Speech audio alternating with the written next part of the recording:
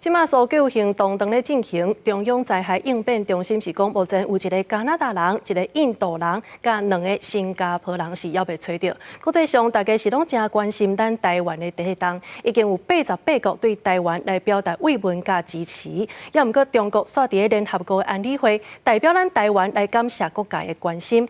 咱外交部是批评中国利用即摆台湾的大地动，伫国际上来进行领地作战。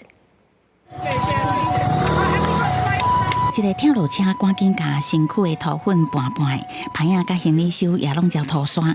因为这8个外国游客4月初3经历地震了后，伫中环过一暝，手机啊、网络拢断线。好在在初时早起拄着要落山的货车，顺续坐车，顺利到特殊中心。No Wi-Fi, no internet, no water, no electricity. We made we took the water from the mountain.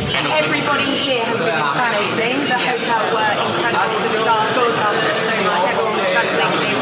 It was a scary experience, but everyone made it incredible for us. 有民众伫面册答文表示，有一个75岁日本人清水先生，家己骑脚踏车环岛，暗过伫地震了后失去消息，朋友真着急，看海求助。好在在伫真侪网友斗转发，找到伊安全住伫华人民宿。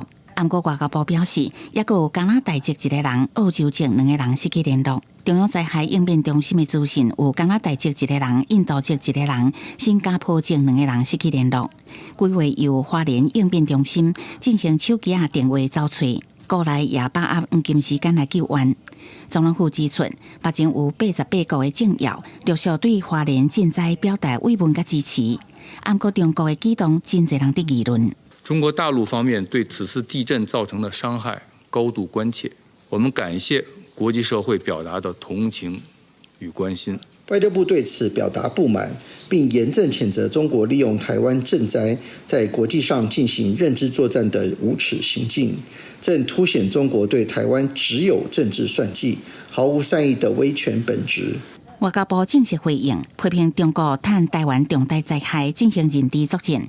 根据国防部的公布，初时规工查到8只强舰持续伫台海周边活动。记者综合报道。